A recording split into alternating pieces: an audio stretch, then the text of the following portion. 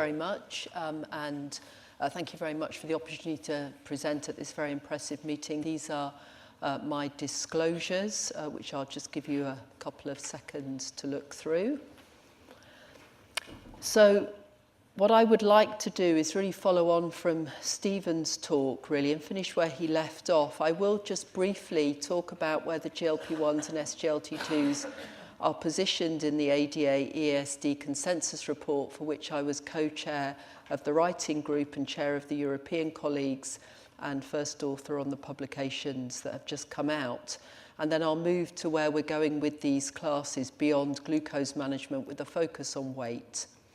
So the ADA-EASD consensus have been around for over a decade now, and in 2006 really there wasn't a lot for us to talk about. We have metformin, SUs, insulin and TZDs. In 2012, obviously with the arrival of the DPP4s and the GLP-1 receptor analogues, metformin was still very much first line, and then it was really a choice as to which would be the second line therapy, with more of a focus in 2015 of patient tailoring and personalization of medicine, and with the addition of the SGLT2 inhibitors. But I think, as you've heard this morning, lots has changed since 2015, where it's been impossible to go to a meeting without the further presentation of another new outcome study. And indeed, even since we presented our consensus on October the 5th, there have been 5 either papers or press releases of further trials. So it's a very rapidly changing field and very exciting. From the UK's perspective, NICE published their guidance in 2015, and their update in 2017 didn't really change anything, and it hasn't really included any of the recent data from the outcome data. So I just wanted to emphasize, it's a large document, and I think you've heard from Stephen already the thinking around the glucose lowering agents, but it's much broader than that in some ways, in that the update this time was informed by a review of the evidence, which is provided by a link in the paper. There's a greater focus on lifestyle interventions, including weight loss and obesity management, which I'll come back to later, and also including metabolic surgery. We've heard already about the importance of patient-related issues and self-management, and we can have the most fantastic drugs in the world, but if we're not really supporting patients in self-management, we won't really make and get the outcomes that we need. And we also recognise that clinical inertia, medication adherence and persistence are major factors driving success or driving failure in some situations. I'll come back to the preferred choice of glucose-lowering agents driven by the SCVOTs, and GLP-1s are now positioned as the first injectable preferred to insulin in type 2 diabetes. But I think this figure in the consensus is in some ways one of the most important, in that we've been accused of being very glucose-centric as diabetologists, and of course there's a focus on lowering glucose, but it's really putting the patient in the centre of their care to really prevent complications and optimise quality of life. And so there isn't, in that centre thing, an individualised A1C target.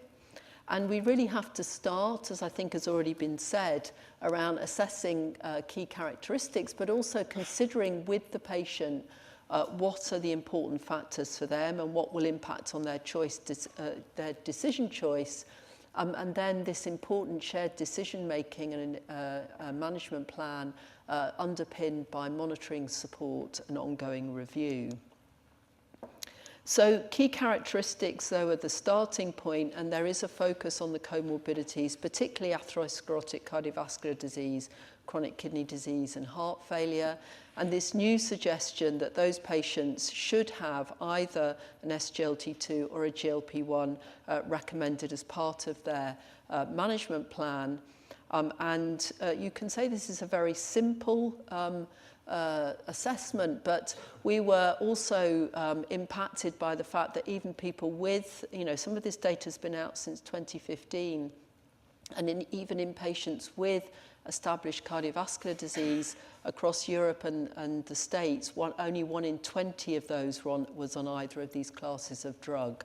So we felt that we needed to give some practical guidance. And the first segmentation is in those patients deciding whether it's ASCVD, so peripheral arterial disease, stroke or MI, predominates, or heart failure or chronic kidney disease. And Stephen's shown you this slide, but it could be either or a GLP-1 or an SGLT2 with proven CV benefit. And I think sometimes that comes down to cost, it comes down to patient choice as to which class they may choose, and that discussion needs to be had.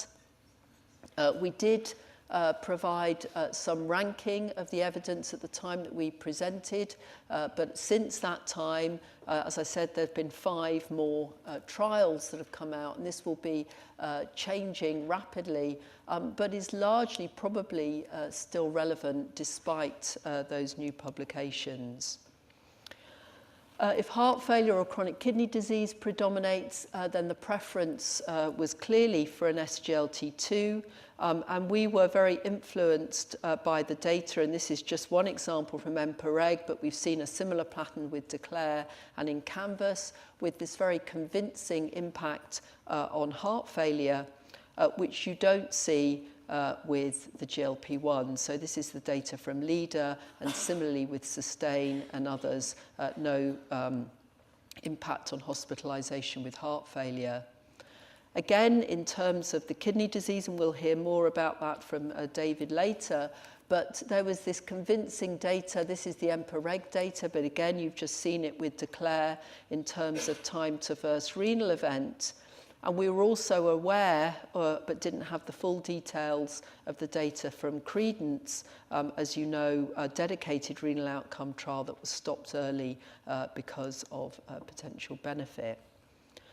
Now, this is compared to the GLP-1s, and you can see that both in LEADER and in SUSTAIN, there was this reduction in the composite renal endpoint, but it's pretty much driven by the impact on proteinuria and macroalbuminuria, and really nothing much convincing on the other important renal composite endpoints, and that's in stark contrast to what we see with the SGLT2s.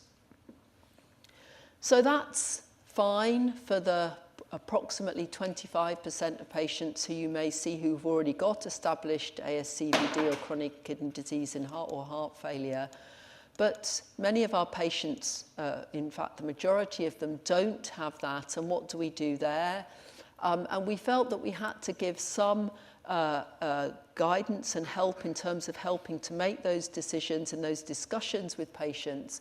And so there's a segment around the compelling need to minimize hypoglycemia, minimize weight gain or promote weight loss. And in many parts of the world, cost is still a major player, and Cliff's going to talk about where the SUs fit later. So the overall approach is that the choice of medication needs to be based on patient preference and clinical characteristics, but we did call out hypos, weight, and as we've discussed, the comorbidities cardiovascular. Now, I'll just briefly mention before I move to the second part of my talk, which is about where they fit beyond glycemic lowering, is that we had a discussion around hypoglycemia. For many patients, this is a real issue, and many groups of patients, we have a compelling need to minimize it. There was 4 classes of agent which added to metformin have no increased risk of hypoglycemia, but obviously then there is a choice between drugs that cost more and drugs that cost less, drugs that are oral compared to drugs that are injectable, and drugs that are weight losing compared to those at weight neutral or weight gaining. So again, that discussion with the patient. So just final comments about the report, really, which is the other, I think, significant change in terms of our day-to-day management of patients with type 2 diabetes when they go on to injectable therapy, is a suggestion that in the most patients, not all patients, there may be some patients in whom insulin is the appropriate first injectable. But in many patients, a GLP-1 should be considered prior to insulin. And this was reflecting actually the quite significant evidence base looking at head-to-head studies between a GLP-1 and insulin, showing similar, if not slightly better sometimes, glycemic control, but also benefits in terms of weight and hypoglycemia. And in terms of where the SGLT2 fit in combination with insulin, there was good data in terms of combination with insulin, so we thought that was a good indication, but obviously we have to be careful about euglycemic DKA, which was mentioned in the previous talk. So I think in the new consensus report, the GLP-1s and SGLT2s do have greater prominence, both in terms of those patients with established ASCVD, heart failure and kidney disease, but in other clinical situations. But what is the evidence for these classes beyond glucose management? And that's where I'd like to just go in the second part of my talk.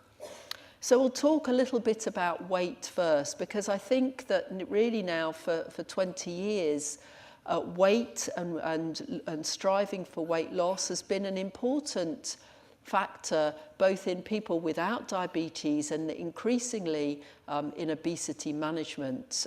We have ever-evolving evidence around the importance of obesity management.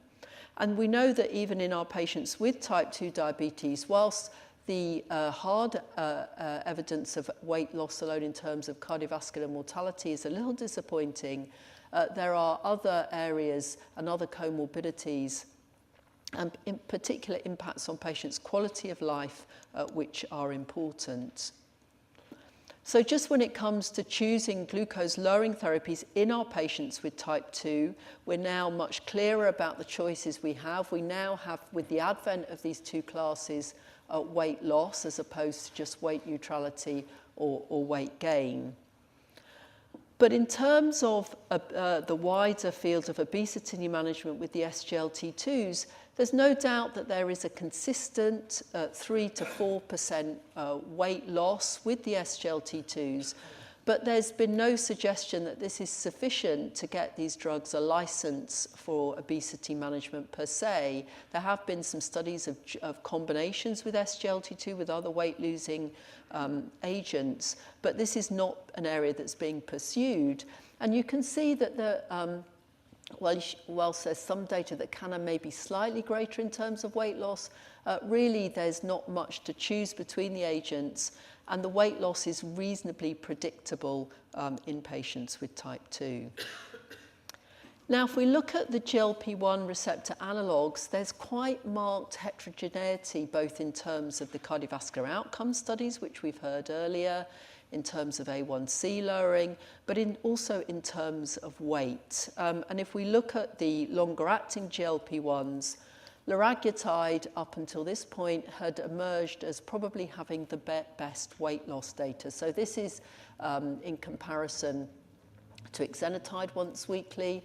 This is Harmony, which is albiglutide, and you heard from Dan this morning, very modest impact on weight.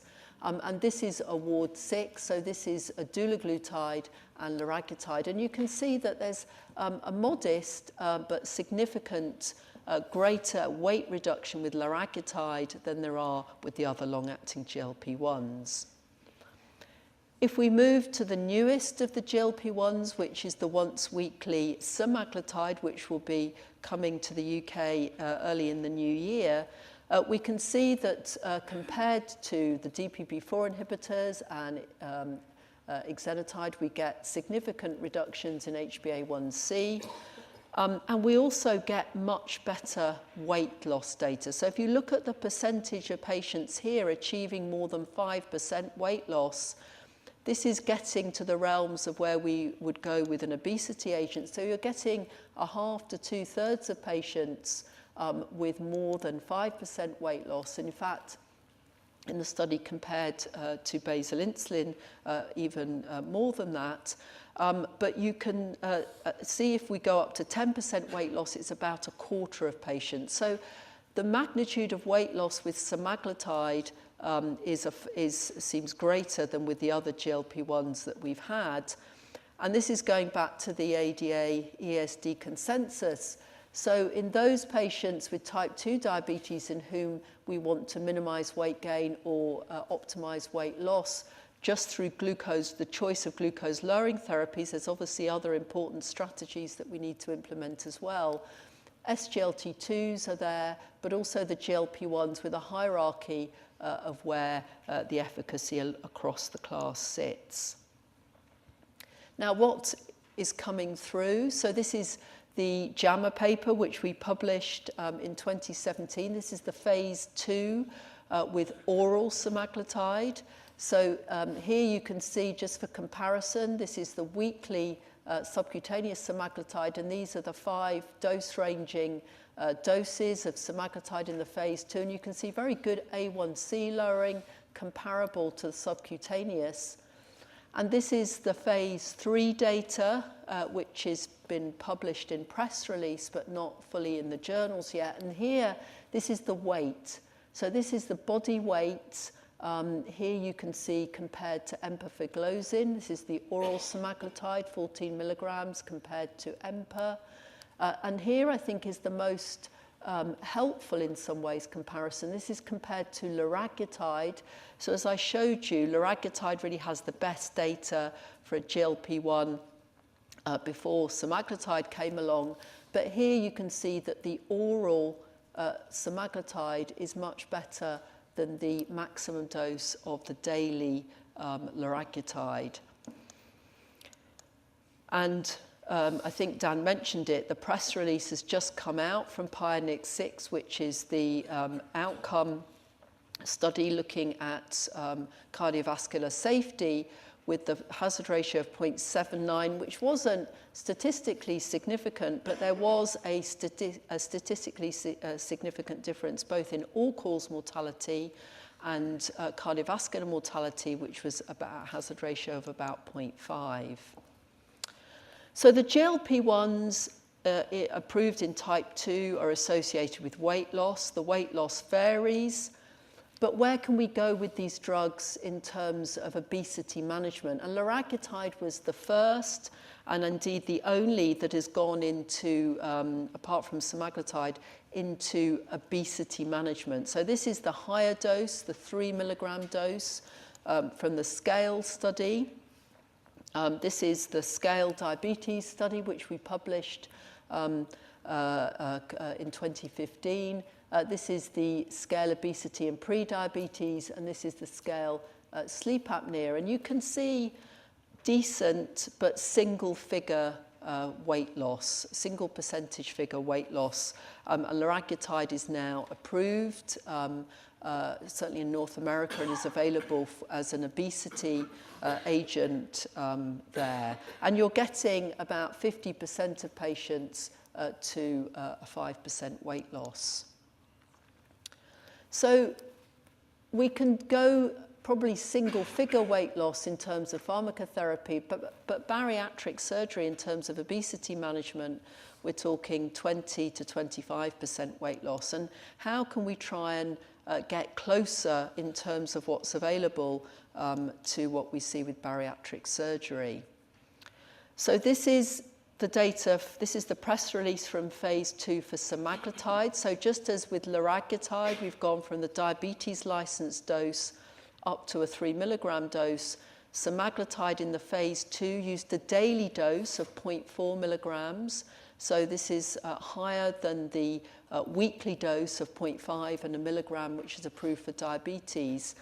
And they showed in these patients with a BMI of 39 after a year, 17.8 kilograms, which is double-digit weight loss. So now we're getting up to around 14% weight loss with a single agent, a GLP-1, but at a higher dose. Obviously, the GI side effects are higher when you go to the higher dose, but it was reasonably well tolerated.